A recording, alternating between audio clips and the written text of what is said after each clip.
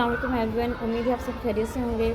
अच्छा जी, आज हम political science CSS-PMS lecture series में वेस्टर्न पॉलिटिकल थाट का लेक्चर नंबर 12 देखेंगे। आज बारी है लेनिन की। आज हम डिस्कस करेंगे political philosopher, western political philosopher Lenin को।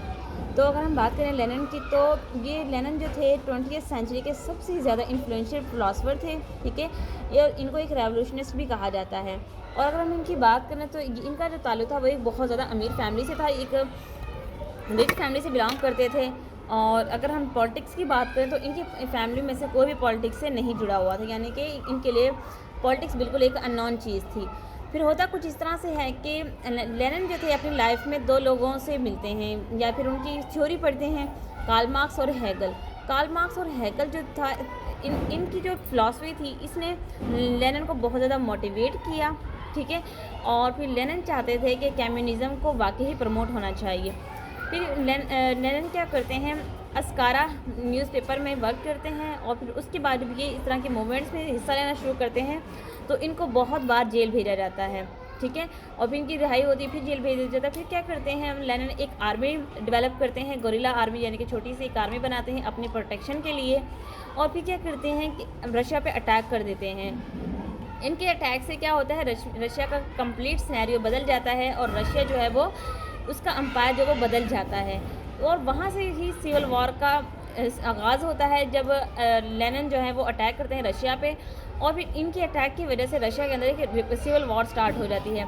1917 के अंदर USSR बनता है, रशिया जो है वो USSR बन जाता है। और अगर हम USSR की बात करें, 1991 के अंदर USSR का फॉल होता है और USSR जो है वो 15 स्टेट्स में कन्वर्ट यानी कि डिवाइड हो जाता है। फिर क्या होता है कि लेनिन जो है वो USSR को कम्युनिस्ट कंट्री बनाते हैं। और अगर हम बात करें 1924 की, तो इनकी डेथ हो जाती है, इनके दिमाग की शरेयानें फट जाती हैं, जिसकी वजह से इनकी सडन डेथ हो जाती है।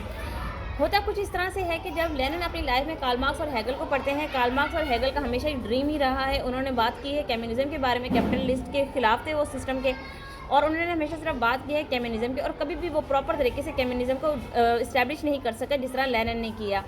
अब इन्होंने जब इनको डीपली जाके इनको पढ़ा, इन फिलासफ़र को, हेगल और कार्ल मार्क्स को, तो उनकी ज़हन पे एक रंग चढ़ गया कम्युनिज़्म का, कार्ल मार्क्स और हेगल का। तो क्या करते हैं कि जो ख्वाब कार्ल मार्क्स और हेगल का था कम्युनिज़्म को, उसको एक्चुअलाइज़ किया, उसको शर्मंदा ताबीर किया लेनिन ने। और क्या होता है, इनकी वजह से एक बोल्शेविक रेवोल्यूशन आती है और उसके बाद कम्युनिज़्म जो है वो एक ट्रेंड बन जाती है। तो लेनिन ने बहुत ज़्यादा वर्क किया था कम्युनिज़्म के लिए। और अगर हम बात करेंगे तो इनकी फ़िलासफ़ी भी क्या है, जो है वो सारी की सारी कम्युनिज़्म के खिलाफ इर्द गिर्द घूमती है। तो ये थी फ़िलासफ़ी लेनिन की, जिसको हमने डिस्कस किया। इंशाल्लाह मिलेंगे नेक्स्ट वीडियो लेक्चर में एक नए टॉपिक के साथ। तब तक ख्याल रखिएगा। जज़ाकल्लाह, अल्लाह हाफ़िज़।